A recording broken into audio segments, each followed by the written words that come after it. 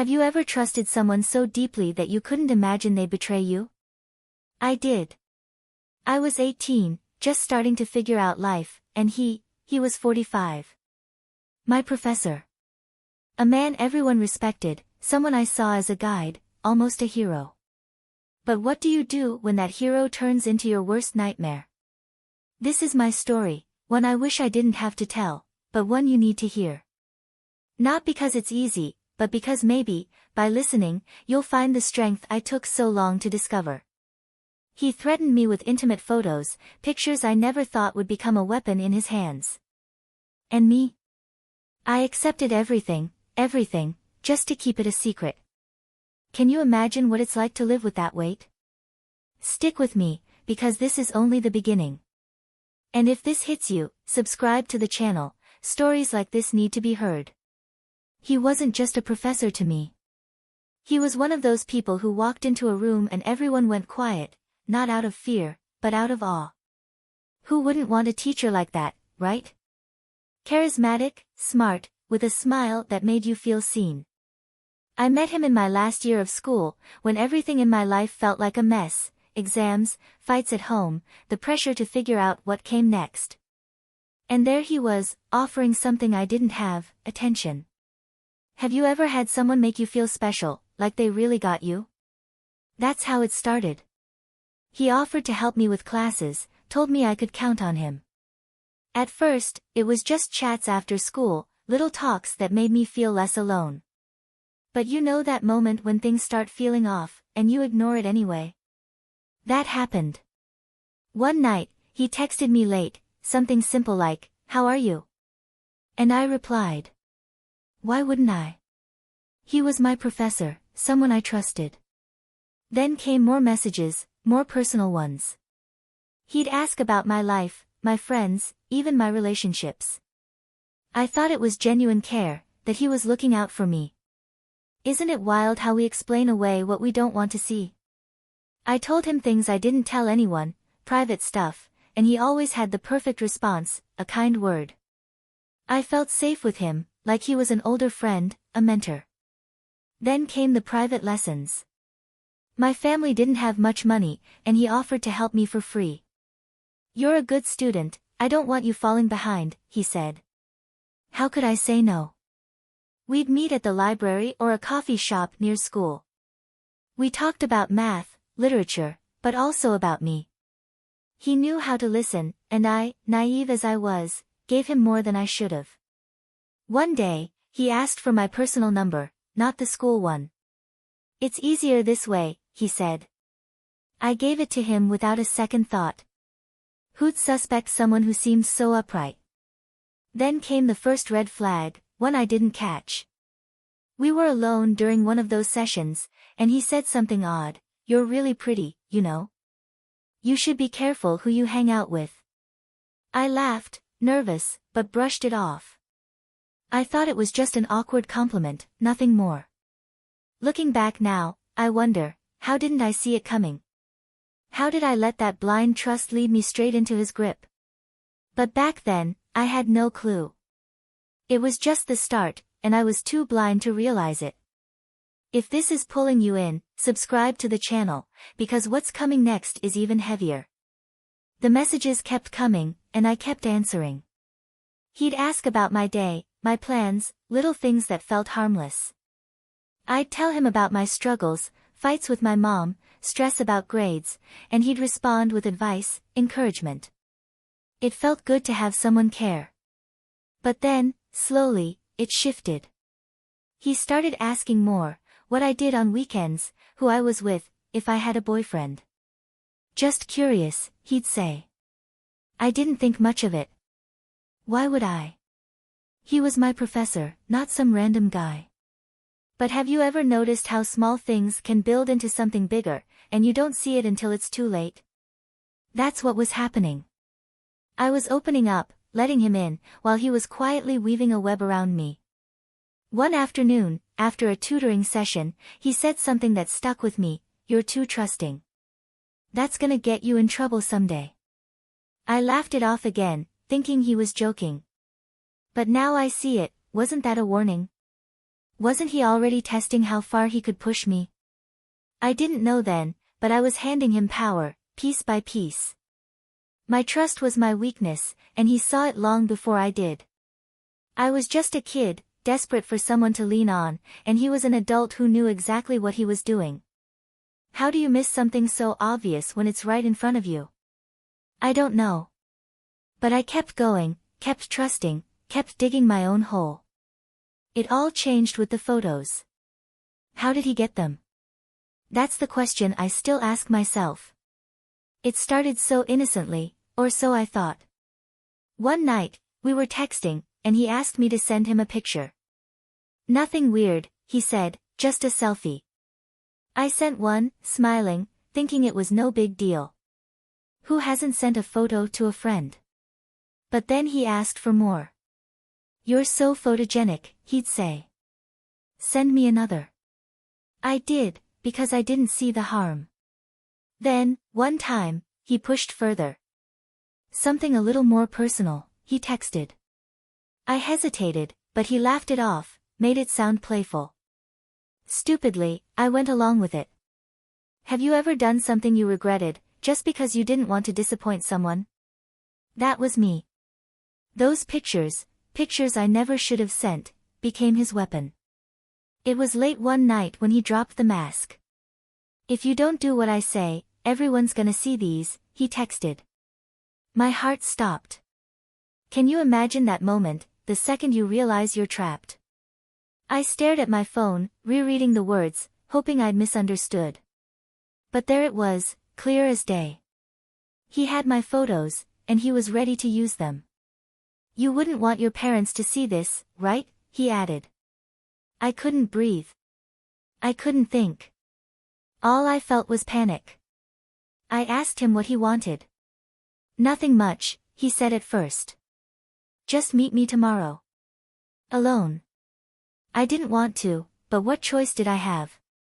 Do you know that feeling when fear takes over, and you do anything to make it stop? That's where I was.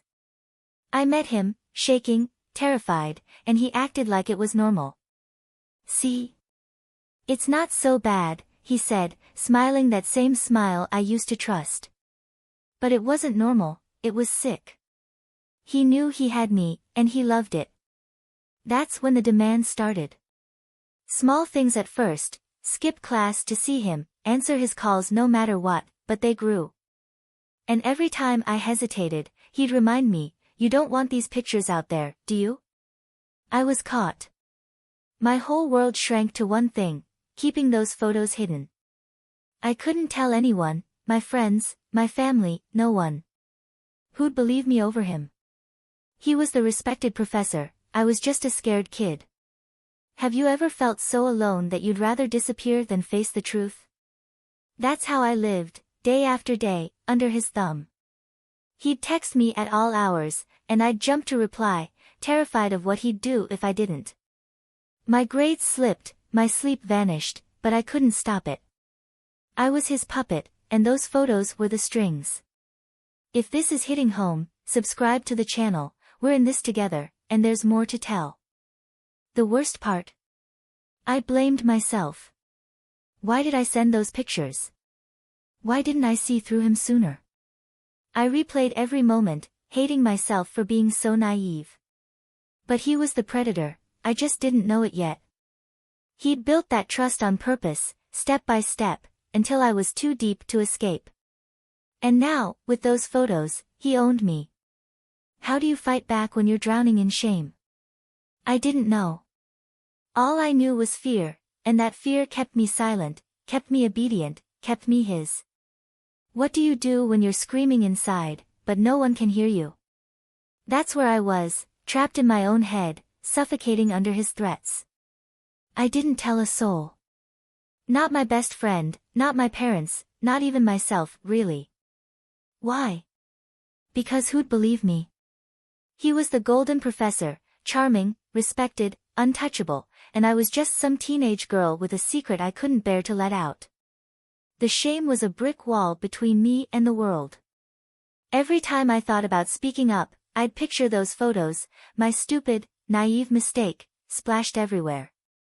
Can you imagine your worst moment being seen by everyone you love? That fear glued my lips shut. I started pulling away from people. My friends would ask why I was so quiet, why I didn't hang out anymore, and I'd make excuses, homework, headaches, anything to dodge the truth. Have you ever felt like you're lying to everyone just by existing? That was my life. I'd sit in class, his class, staring at the desk, praying he wouldn't call on me. But he always did, with that smug little grin, like he was reminding me who held the power. I'd answer in a whisper, and he'd nod, satisfied, while my stomach twisted into knots. At home, I'd lock myself in my room, pretending to study, but really just crying into my pillow. My mom would knock, ask if I was okay, and I'd say yes through the door. What else could I do? The guilt was the worst part. Why had I trusted him? Why had I sent those pictures? I'd lie awake at night, replaying every dumb decision, every moment I could have said no. It was my fault, I told myself. I let this happen. Isn't it crazy how we blame ourselves for someone else's evil? I couldn't see it then, but he'd groomed me, slowly, carefully, until I was too tangled to break free.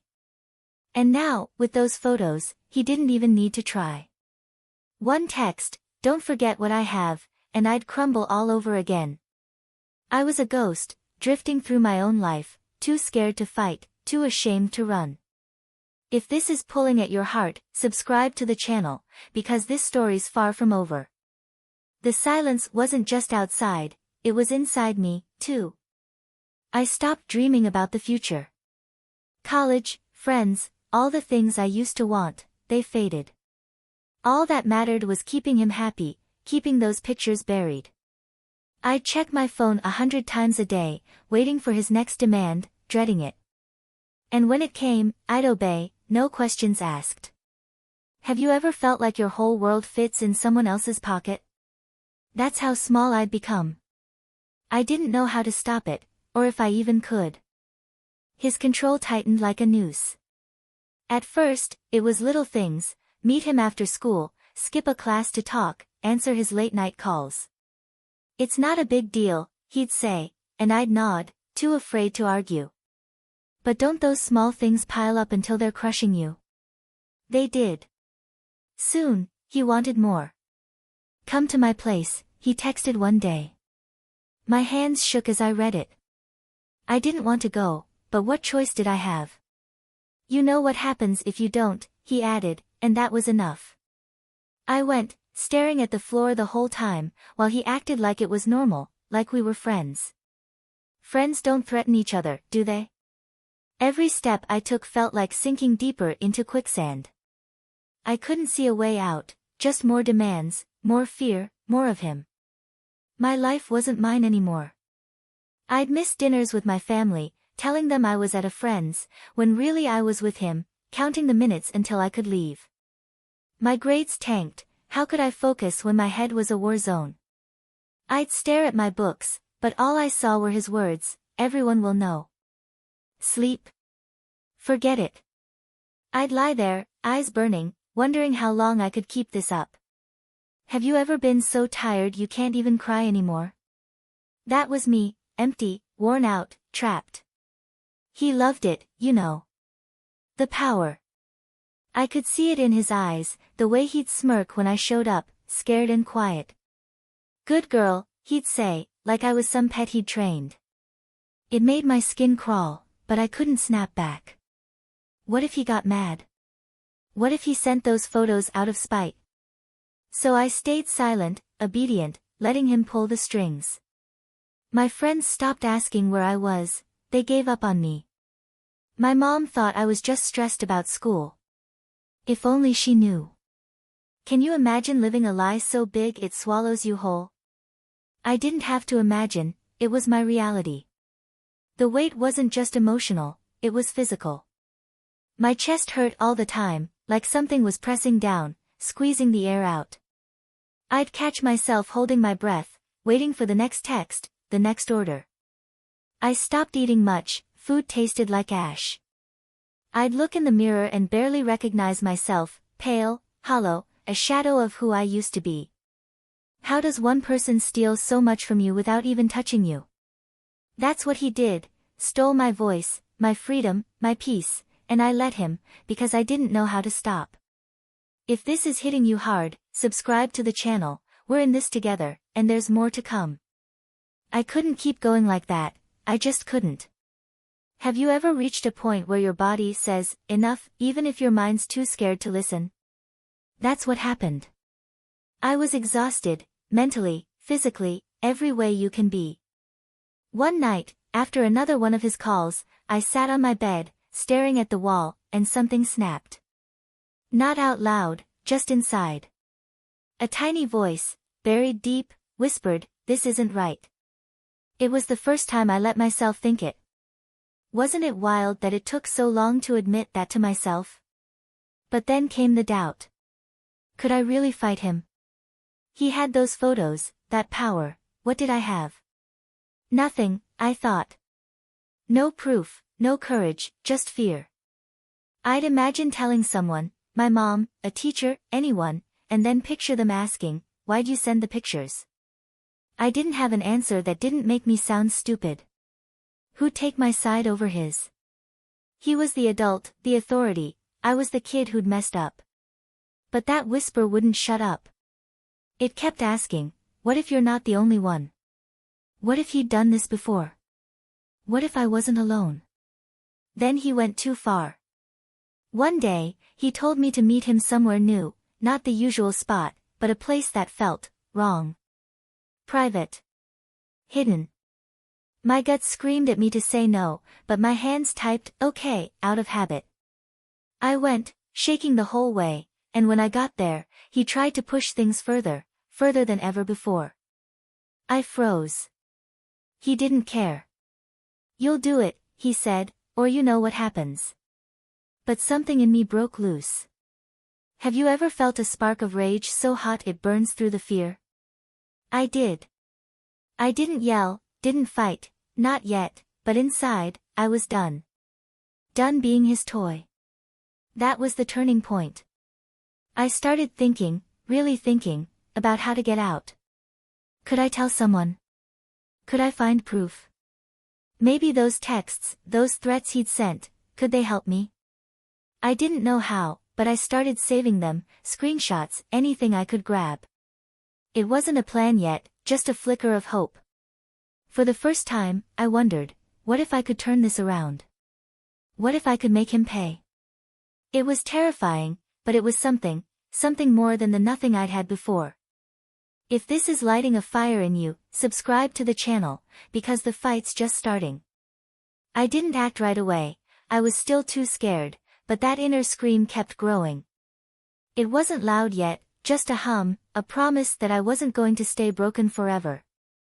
I'd been his prisoner for months, but now, somewhere deep down, I was waking up. How do you go from puppet to fighter? I didn't know yet, but I was about to find out.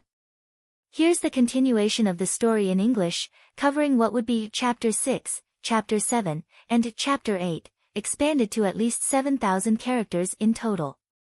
It's written in the first person as a narrator, with rhetorical questions for engagement and CTAs to subscribe at key points, maintaining the same raw, emotional style, no chapter references, no editing details, just the unfolding story. That flicker of hope. It was fragile, like a candle in a storm, but it was there. I couldn't keep it to myself anymore. Have you ever felt a secret clawing its way out, begging to be free? That's what pushed me to talk. One day, after school, I sat with my best friend, Anna.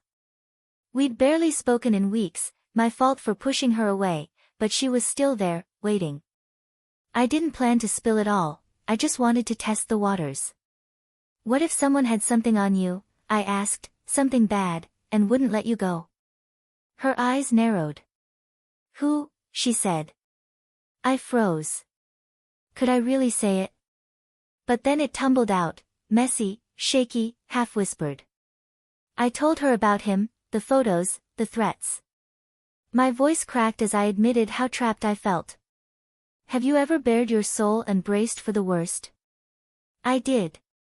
I expected her to judge me, to ask why I'd been so dumb. But Anna didn't. She grabbed my hand and said, "He's a creep. You don't deserve this." Those words, they hit me like a lifeline.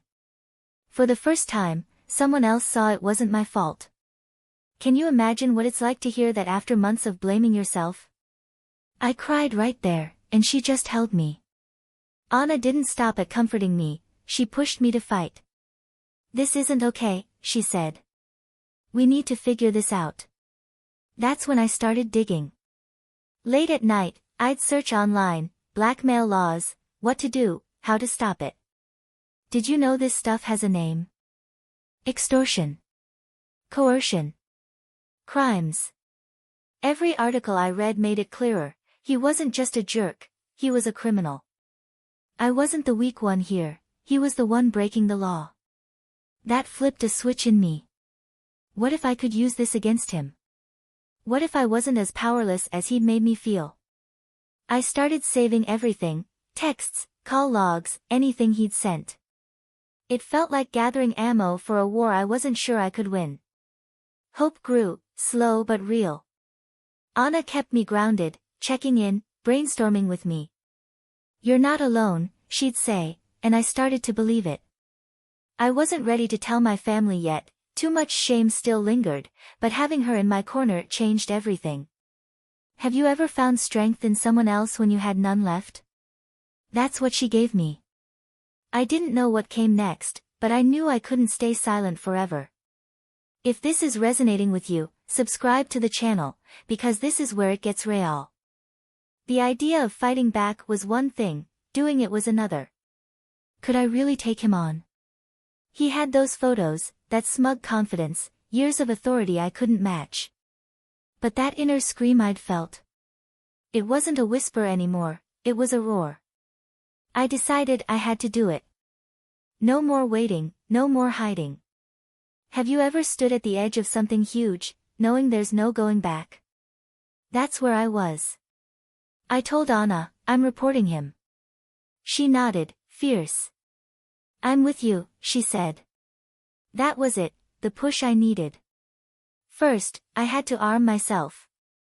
I went through my phone, every message he'd sent, every threat. "Meet me or else. You don't want these out there, right?" I screenshotted it all, my hands trembling but steady enough. Those words weren't just his power over me anymore, they were evidence. What if this could bury him? I printed them out, kept backups, made sure I had everything. It felt strange, turning his weapon into mine. But it wasn't enough, I needed more than just me and Anna. So I told my mom. That conversation. Brutal. I sat her down, barely breathing, and said, "Something's been happening."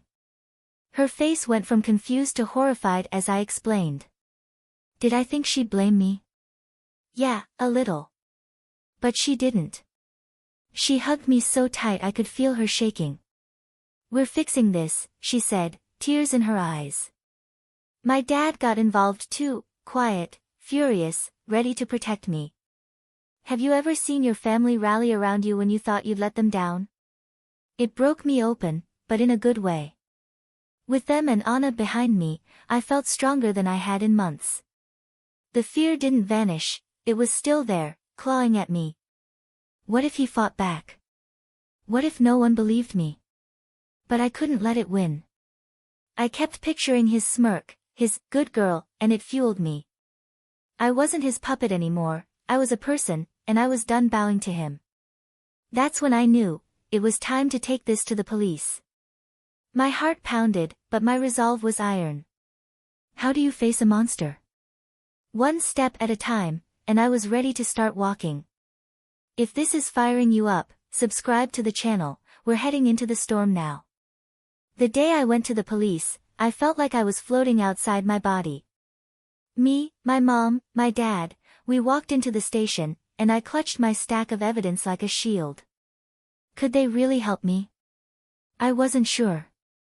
I'd heard stories, people not being taken seriously, cases brushed off.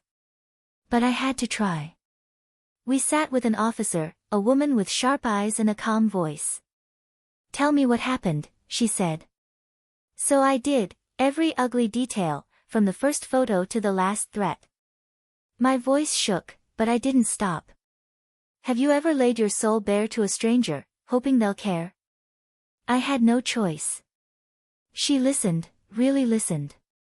When I showed her the texts, her jaw tightened. This is serious, she said, flipping through the pages. Serious? That word felt like a victory. They took it all, copies of everything, and started asking questions. When did it start? How long? Did anyone else know? I answered, numb but focused. They opened a case right there, said they'd investigate.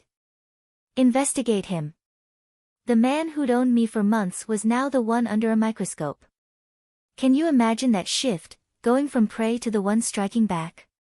He found out fast. 2 days later, my phone buzzed with his number. What did you do? He texted, no charm this time, just panic. I didn't reply, but my heart raced. Then he called, and I let it ring, watching the screen like it might bite me. You'll regret this, he messaged next. Was I scared? Hell yes. But I showed it to the police, and they added it to the file. He's digging his own grave, the officer said. They told me to stay away from him, gave me numbers to call if he tried anything. For the first time, I wasn't alone in this, I had the law on my side. It wasn't over, not even close. The waiting started, the not knowing. Would they find more? Would he twist it somehow? I didn't sleep much, but it wasn't just fear anymore, it was adrenaline. I'd done it. I'd spoken. He wasn't untouchable anymore, and that felt like power. How do you go from silence to strength? You start with one brave move, and I'd made mine. If this is gripping you, subscribe to the channel, because the battle's heating up. The police were thorough. They asked about other students, if I'd seen him act weird with anyone else. I hadn't, but it made me wonder, was I the only one? Or just the first to speak? Either way, I'd lit the match. He couldn't hide behind his title now, people were watching. My family kept me close, Anna kept me sane, and the cops kept moving. I didn't know what would happen, but I knew one thing, I wasn't his good girl anymore. I was me, and I was fighting back. Once the police took over, time slowed to a crawl. Have you ever waited for something so big it feels like the air's holding its breath? That's what those months were like. After I reported him, the investigation kicked into gear, but I didn't get updates every day. It was just me, my family, and a whole lot of what-ifs. What if he got away with it? What if those photos leaked anyway? I'd sit by my window, staring at nothing, trying to keep the panic down. But I had my evidence, those texts, those threats, and that kept me steady. Could those words I'd once feared really be the key to ending this? The cops worked quietly, but they worked. They interviewed people, other students, teachers, even him. I didn't see it happen, but I heard bits from the officer in charge. He's denying it, she told me once, but your screenshots don't lie. That hit me hard. All those months I'd felt powerless, and now those same messages were pinning him down. Isn't it wild how the things that break you can build you back up? I clung to that, replaying her words when the doubt crept in. My family kept me grounded, Mom cooked my favorite meals, Dad checked in constantly, and Anna texted me dumb memes to make me laugh. They were my armor. Then came the judgment day. I didn't have to face him in court, not yet, but the police called us in. We've got enough, they said. He's being charged. Charged. That word landed like a thunderclap. Extortion, coercion, possession of illicit material, they listed it all, and I just sat there, numb. Had I really done this? Had I turned his game into his downfall? They warned me it wasn't over, legal stuff takes time, but hearing those charges felt like freedom. I walked out of that station lighter, like I'd shed a skin I'd been stuck in for too long. He wasn't invincible anymore, he was just a man, and he was losing. If this is hitting you where it counts, subscribe to the channel, because this victory's worth sharing. The waiting didn't end there, but it changed. It wasn't about fear anymore, it was about justice. I'd check my phone less, breathe a little easier. People at school started whispering, rumors about him, his sudden leave of absence. I didn't say much, just kept my head down, but inside I was screaming, I did that. How do you go from victim to survivor? You fight, you speak, and you wait, and I'd made it through the hardest part. The law had him now, and I could finally start letting go. Winning didn't erase everything. Have you ever fixed something but still felt the cracks? That's what it was like after he got charged. The fear was fading, but it left marks, deep ones. I'd catch myself jumping at shadows, expecting his name to pop up on my phone. Those photos were still out there, locked in evidence, and sometimes I'd wake up sweating, imagining them loose. The trauma stuck around like an unwanted guest, quiet but heavy. Could I ever feel normal again? I wasn't sure. So I got help. My mom pushed me to see a therapist, and I went, dragging my feet at first. Sitting in that office, spilling my guts to a stranger, how do you even start? But I did. I talked about the shame, the nightmares, the way I still flinched at loud voices. She listened, nodded, and said, "You're not broken, you're healing." Healing. That word felt foreign, but I wanted it. Therapy wasn't a magic fix. I'd cry, get mad, sit in silence some days, but it was a start. Have you ever had to rebuild yourself from the ground up? That's what I was doing, brick by shaky brick. The guilt lingered longest. Why'd I trust him? Why'd I send those pictures? I'd torture myself with those questions, even after everything. My therapist made me repeat it, it wasn't your fault. Over and over, until it sank in. Wasn't it strange how hard it was to believe that? But I started to. I wasn't the naive kid who'd fallen for his lies, I was the one who'd fought back, who'd won. That strength was mine, buried under the scars, and it grew every day. I'd look in the mirror and see someone tougher, someone who'd survived. If this is sparking something in you, subscribe to the channel, because this isn't just my story, it's ours. The scars didn't define me, they shaped me. I learned to live with them, not against them. Friends came back into my life, slowly, and I let them. I laughed again, real laughs, not the fake ones I'd used to hide. School got easier, I could focus, dream again. But I'd never forget. How could I? That pain made me who I was now, stronger, wiser, ready to face anything. I wasn't whole yet, but I was getting there, and that was enough. Here's the truth, I survived. Have you ever wondered what it takes to climb out of a hole you didn't dig? I lived it. For months, I was silent, scared, owned by a man who thought he could break me. But I broke free, not because it was easy, but because I had to. He's gone now, facing the consequences, and I'm still here, standing taller than I ever thought I could. Isn't that what matters, turning pain into power? If you're out there, stuck in your own nightmare, hear this, you're not alone. Can you feel that? There's help, friends, family, the law, me right here telling you this. Don't let silence win, it protects them, not you. Speak up. Fight back. And if you're blaming yourself, stop. Whose fault is it when someone twists trust into a weapon? Not yours, never yours. You've got the strength to change your story, just like I did. I went from a scared kid to someone who took her life back, and you can too. This isn't the end, it's a beginning. I'm moving forward, scars and all, living for me now. If this story moved you, hit that subscribe button, share it with someone who needs it. We're in this together, breaking the cycle, one voice at a time. You're stronger than you know. Believe it.